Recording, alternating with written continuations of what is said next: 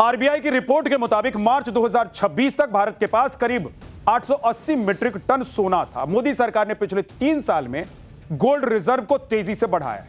आप देखिए कि 2023-24 में आरबीआई ने करीब 107 मीट्रिक टन सोना खरीदा, 2024-25 में करीब 104 मीट्रिक टन सोना खरीदा गया और 2025-26 में आरबीआई करीब 168 मीट्रिक टन सोना भारत ले आई।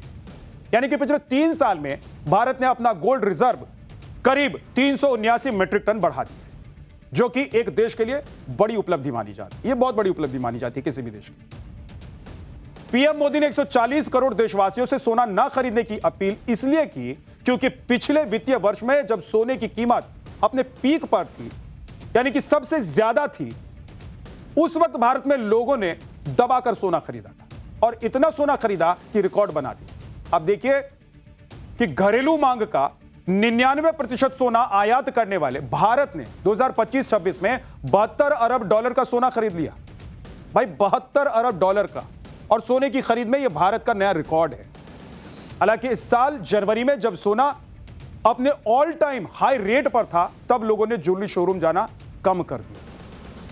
इसीलिए पिछले 4 महीने में सोने की डिमांड लगातार कम हुई। मतलब इस साल जनवरी में करीब 100 टन सोने की डिमांड थी, लेकिन फरवरी के महीने में यह डिमांड घटकर 65 से 66 टन रह गई। फिर मार्च में सोने की डिमांड में और गिरावट आई, केवल 20 से 22 टन सोने की डिमांड रह गई और अप्रैल में तो सोने की डिमांड सबसे कम हो गई। अप्रैल में लोगों ने सिर्फ 15 टन ही सोना खरीदा। इसको ऐसे भी समझिए कि पहले जहां लोग 70 से 80 हजार में 10 ग्राम सोना खरीद रहे थे, उसी 10 ग्राम सोने के लिए लोगों को अब 1.5 लाख रुपए खर्च करने पड़ रहे हैं। इसीलिए मिडिल क्लास ने तो सोने से पहले ही दूरी बना ली, तौबा कर लिया कि भाई पहले सोना खरीदेंगे कि पहले घर का राशन लेकर आएं, बच्चों को पढ़ाएंगे कि पहले सोना लेकर आएं, क्योंकि सोना अब उनकी रेंज के बाहर निकल गया। उन्हें लगने लगा कि अब सोना हमारे हाथ में नहीं रह गया। अब सोने की जो खरीदारी हो रही है उसका बहुत बड़ा कारण शादी समारोह है, शादी ब्याह है, लोगों की मजबूरी है। ना चाहते हुए भी लोगों को इतने महंगे सोने के गहने खरीदने पड़ रहे हैं और इसीलिए पीएम मोदी ने खासतौर पर शादियों में सोना ना खरीदने की अपील की, ताकि लोग शादी में सोने के गहने खरीदने की बोझिल परंपरा से भी बाहर निकल जाए, राहत महसूस करें। एक है ना सिस्टम कि दुल्हन के लिए, दुल्हन की मां के लिए, दुल्हन की चाची के लिए, दादी के लिए, भाई लिस्ट बना के देते, सबके लिए आएगा। और उधर दूल्हे वाले भी देते हैं कि भाई हमारे पूरा खानदान, 2-4 जो आस पड़ोस में वाले रहने वाले सबके लिए सोने का गहना आएगा। क्या करेंगे लोग, मजबूरी में खरीदते हैं, बनवाते। तो पीएम मोदी बार बार अपील कर रहे हैं कि विदेशी मुद्रा भंडार को बचाने के लिए सोने से दूरी बनानी होगी। पीएम मोदी को यह अपील क्यों करनी पड़ रही है, यह आप भारत के घटते फॉरेन एक्सचेंज रिजर्व को देखकर समझ सकते हैं। आप देखिए कि इस साल फरवरी में देश का विदेशी मुद्रा भंडार अपने ऑल टाइम हाई पर था। फरवरी में भारत का विदेशी मुद्रा भंडार लगभग 728.5 अरब डॉलर हो गया था, लेकिन 1 मई को भारत का विदेशी मुद्रा भंडार घटकर 690 अरब डॉलर हो गया। यानी कि 3 महीने में ही भारत का विदेशी मुद्रा भंडार करीब 38 अरब डॉलर कम हो गया। परसों मोदी ने अपील की और कल इसका असर शेयर मार्केट में भी देखने को मिल गया। ज्वेलरी कंपनियों के शेयरों में तो जैसे भूचाल आ गया। एक तरफ ज्वेलरी और गोल्ड में डील करने वाली कंपनियों के शेयर धड़ाम गिरने लगे। कई कंपनियों के शेयर 11% तक टूटे। सबसे ज्यादा गिरावट स्काई गोल्ड कंपनी के शेयर में आई। कल्याण ज्वेलर्स के शेयर में 8% से ज्यादा की गिरावट दर्ज की गई। पीसी ज्वेलर के शेयर में 5% से ज्यादा गिरावट और स्काई गोल्ड के शेयर में तो 12% से ज्यादा की गिरावट दर्ज की। पीएम मोदी की अपील के बाद ज्वेलरी इंडस्ट्री में सन्नाटा छा गया है, क्योंकि यह कोई 200 से 400 लोगों की बात नहीं है। 50 लाख ज्वेलरी कामगारों की रोजी रोटी का भी सवाल है। भारत की जीडीपी में सोना और हीरा व्यापार का योगदान 7% का है। इसलिए एक तरफ सोना ना खरीदने से विदेशी मुद्रा भंडार तो बचेगा, लेकिन कहीं ज्वेलरी इंडस्ट्री और उससे जुड़े लोग बर्बाद ना हो। इस बात का डर हर उस आदमी को सता रहा है जो ज्वेलरी कारोबार से जुड़ा हुआ है। भारत में ज्वेलरी सेक्टर में करीब 50 लाख लोग काम करते हैं। सूरत और मुंबई जैसी बड़ी इकोनॉमी तो हीरा और सोने के बिजनेस पर ही टिकी हुई। आप देखिए कि जनवरी 2025 में भारत की ज्वेलरी इंडस्ट्री 7 लाख करोड़ से ऊपर की थी और 2030 तक इसके बढ़कर 11 लाख करोड़ से ज्यादा होने का अनुमान है। ऐसे में आप अंदाजा लगाइए कि पीएम की अपील का इस इंडस्ट्री पर क्या असर होने वाला है। सुनिए एक ज्वेलरी शोरूम के मालिक ने क्या कहा और उनके मन में क्या चल रहा है। अब लोगों का रिस्पांस बीते 24 घंटों में किस तरीके का? बिल्कुल रिस्पांस कम है इस समय। जो कस्टमर, आप कस्टमर देख रहे हैं, कस्टमर से बात कीजिए, वो बोलेंगे कि वैसे उनको जितने जरूरत है उतना वो लेके जा रहे हैं। एक्स्ट्रा उन्होंने बुलियन मांगी थी, मैंने मना कर दिया और उनको सहमति बताई कि नहीं, एक्स्ट्रा नहीं लेना है सोना। कहीं ना कहीं जाके देश का हित होगा, देश का फायदा होगा, ये सोचना हमको भी जरूरी है। हम आम नागरिक है, लेकिन हम भी सोचेंगे अगर देश का हित, तो पूरा हिंदुस्तान की कितनी आबादी, सब हर कोई सोचेगा और देश का हित होगा। सर मुंबई में ज्वेलरी बिजनेस से लाखों लोगों का घर चलता है। ऐसे में जब ज्वेलरी की बिक्री नहीं होगी तो डिमांड घट जाएगी। तब ज्वेलरी कारखानों में काम करने वाले कारीगरों से लेकर ज्वेलरी शोरूम में काम करने वाले सेल्समैन सब के सब परेशान हो जाएंगे। सबके सामने रोजी रोटी का संकट खड़ा हो जाएगा, क्योंकि डिमांड घटेगी तो ज्वेलरी इंडस्ट्री में छटनी होगी और बहुत लोगों का रोजगार भी छिन जाएगा। महाराष्ट्र सर्राफा महामंडल के अध्यक्ष को क्या डर सता रहा है, एक बार सुनिए। कल न्यूज आई हुई है टीवी में। वो न्यूज आने से पूरे ऑल इंडिया में सब ज्वेलर्स के बहुत हड़कंप मच गया हुआ है। इतना तकलीफ हो गई क्या हर जगह से, मैं तो केवल महाराष्ट्र के लिए बात करूंगा, महाराष्ट्र में सभी डिस्ट्रिक्ट से हर जगह से फोन आ रहा है। क्या ये जो निर्णय लिया मोदी जी ने एक प्रकार से पूरा गलत है। और यही डर जयपुर के ज्वेलरी कारोबारियों में भी दिखा। सुनिए बुलियन ट्रेडर्स कमेटी के अध्यक्ष पीएम की अपील के क्या संभावित नतीजे बता रहे हैं, वो क्या एनालाइज कर रहे हैं। अगर देश में ज्वेलरी इंडस्ट्री इस तरह से ठप हो जाएगी तो आप ये देखिए देश के कितने बड़े कारीगर बेरोजगार हो जाएंगे। सबसे बड़ी बात आप देखिए, और कारीगर बेरोजगार, कितनी बेरोजगारी बढ़ जाएगी, कितना करप्शन बढ़ जाएगा।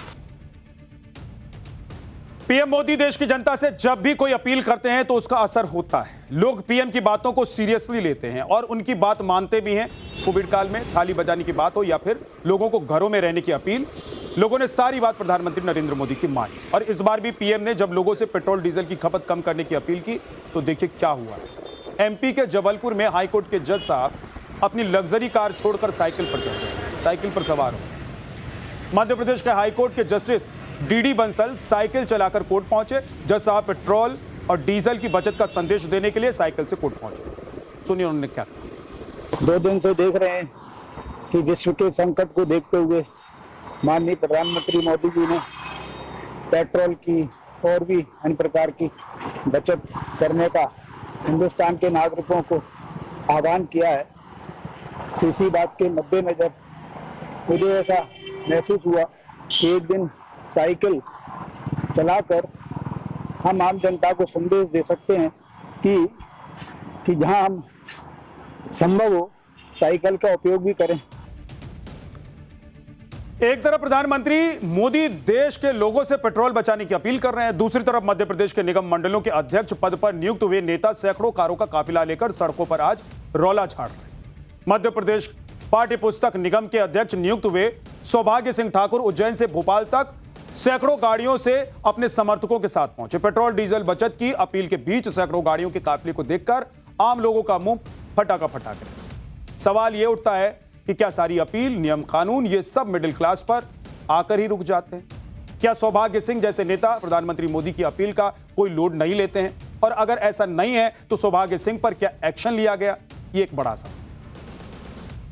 मुख्यमंत्री डॉक्टर मोहन यादव ने कैबिनेट बैठक में मंत्रियों से कहा कि वो लोगों को प्रधानमंत्री की अपील का पालन करने के लिए प्रेरित करें। उन्होंने सार्वजनिक परिवहन, घर से काम, आभासी बैठकों और विद्युत वाहनों के उपयोग को बढ़ावा देने पर जोर दिया। और इसी दौरान सौभाग्य सिंह उज्जैन से भोपाल पदभार ग्रहण करने के लिए लगभग 700 से 800 वाहनों के काफिलों के साथ रवाना हुए। बड़े काफिले के कारण कई स्थानों पर यातायात प्रभावित रहा और जाम की स्थिति भी बनी। कुछ जगहों पर काफिले में शामिल गाड़ियों की अन्य वाहनों से टक्कर भी होने की जानकारी सामने आई। भोपाल में अरेरा हिल से पुरानी जेल घाटी तक लंबे समय तक यातायात बाधित रहा, जिससे आम लोगों को परेशानी का सामना करना पड़ा। प्रधानमंत्री की अपील को लेकर मध्य प्रदेश के मुख्यमंत्री से हमने सवाल पूछे और उन्होंने क्या जवाब दिया है, सुनिए। पीएम की अपील के बाद 300 गाड़ी की 30 गाड़ी कर दी। 300 गाड़ी की 30 गाड़ी 30 गाड़ी 30 गाड़ी की भी क्या आवश्यकता थी? पदभार तो एक को ग्रहण करना है। अब वो तो आप ये सभी से पूछेंगे, एक के ऊपर थोड़ी लागू होगा, ये तो सब धीरे धीरे होगा।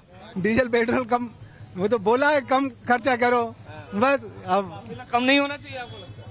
अब काफिला तो भाई नेता लोग जब बनते हैं तो काफिला तो आता ही है। कितनी गाड़ियां लाए काफिले में? काफिले में गाड़ी नहीं लाए, हम तो इलेक्ट्रिक गाड़ियों से आए हुए हैं। 5-7 इलेक्ट्रिक गाड़ियां हैं हमारी, 5-7 इलेक्ट्रिक गाड़ी, उन्हीं से आए हुए हैं। जो बाकी लोग लाए उनसे अपील करेंगे? उनसे कल भी अपील की थी, आज भी अपील कर रहे हैं, वो ट्रेनों से चलें या कम से कम चलने का उपयोग करें गाड़ियों का, आज भी प्रयास कर रहे हैं। ये तो काफिला तो आएगा। अब देखिए साहब, ये तो स्वाभाविक सी बात है, मोदी जी ने आज अपील की, कल की है। लोगों की भावनाएं तो जो जुड़ी रहती है ना, फिर लोगों का साधन अभी है नहीं इतने असल में, तो लोग कहाँ से आएंगे? जो साधन उसी से तो आएगा आदमी ना। पोजीशन ये भी कह रहा है कि अब जैसे शपथ ग्रहण में जो मिनिस्टर्स हैं, मुख्यमंत्री के, उनके कॉन्वॉय हो रहे हैं, जब प्रधानमंत्री कह रहे हैं कि कटौती करनी चाहिए तो आप लोग इतना खर्च कर रहे हैं, ये सवाल उठा रहा है विपक्ष। उनको क्यों जलन है इस बात की? उनके पास कुछ है नहीं, इसलिए बात कर रहे हैं। कांग्रेस बुरी तरह से तमिलनाडु में हारी और जब विजय जीते तो अपने 40 साल का साथ तोड़ करके एक झटके से आंख बदल करके कांग्रेस ने अतीत का रोल जैसा करती आई है, वो किसी की सगी नहीं, उसने एक बार अपना चरित्र फिर दिखाया है। तो ये उनका तरीका है, उनका कुनबे का तरीका, उनकी पार्टी का चरित्र है। अब सोचिए कि प्रधानमंत्री नरेंद्र मोदी देश की जनता से अपील कर रहे हैं कि पेट्रोल डीजल बचाना है, और दूसरी तरफ ये लोग काफिला लेकर पहुंच रहे हैं, क्योंकि इनको इस बात की चिंता नहीं है कि पेट्रोल खरीदनी पड़ेगी, डीजल खरीदनी पड़ेगी, इससे इनको कोई फर्क नहीं पड़ रहा है। लेकिन फर्क खजाने को पड़ेगा, इसीलिए प्रधानमंत्री की बात को मानिए, और सबसे पहले आप लोग मानिए।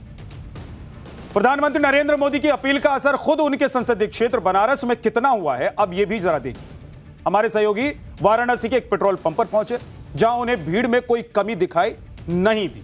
सेल्समैन ने भी कहा कि भैया तेल की बिक्री में कोई कमी नहीं आई। हमारे सहयोगी आशुतोष सिंह ने लोगों से पीएम की अपील को लेकर सवाल भी पूछे, तो लोगों ने क्या जवाब दिया है, सुनिए। प्रधानमंत्री की अपील का कोई असर नहीं हो रहा है, जिसको जो आवश्यकता है वो लेगा। अब जरूरत पड़ेगी तो आदमी तो जाएगा ही, आएगा ही अपने काम धंधे पे।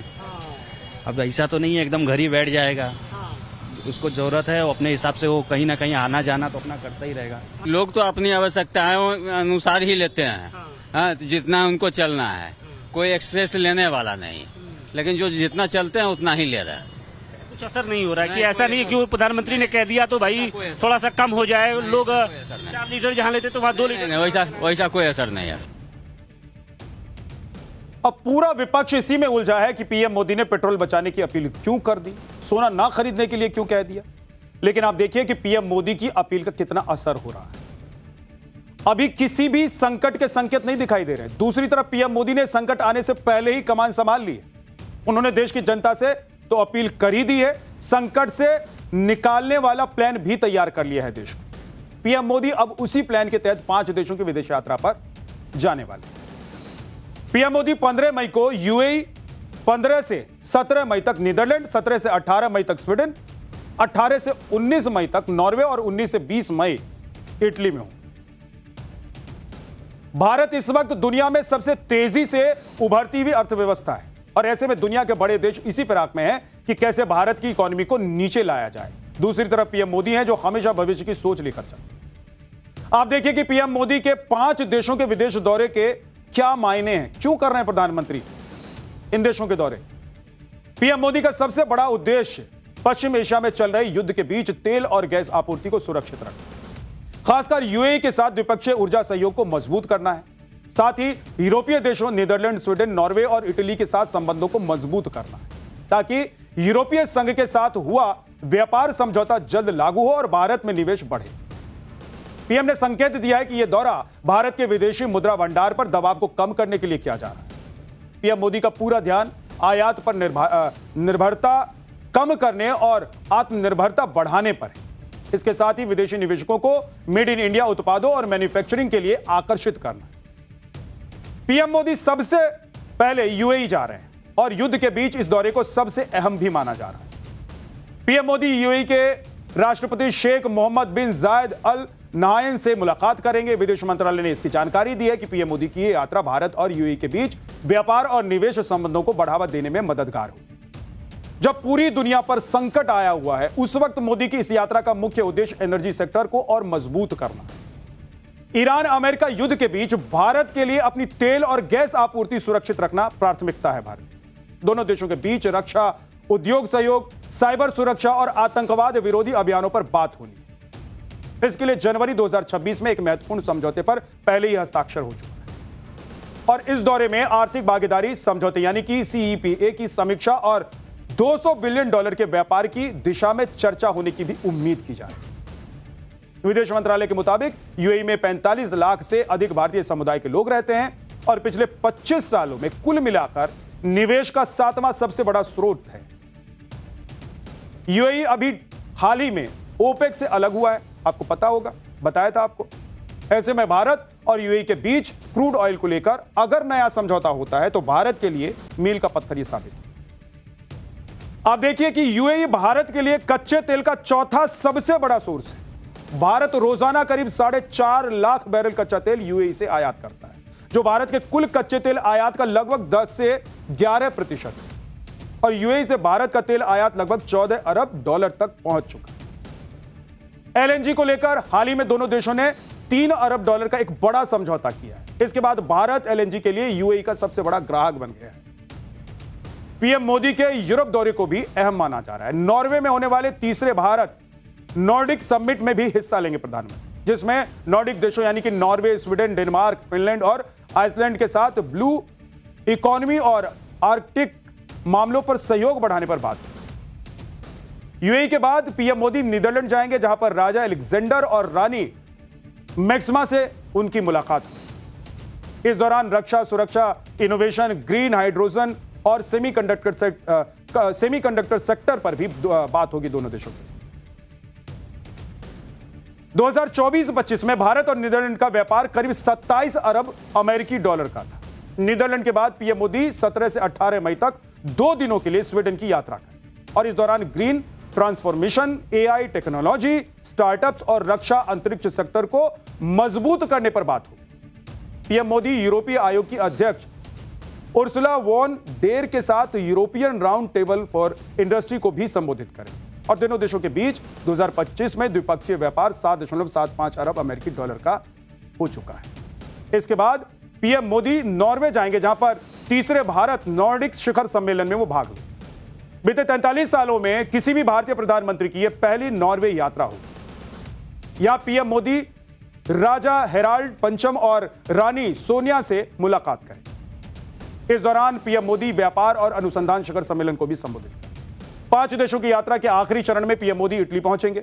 इटली की पीएम जॉर्जिया मेलोनी के निमंत्रण पर पीएम मोदी ये यात्रा कर रहे हैं।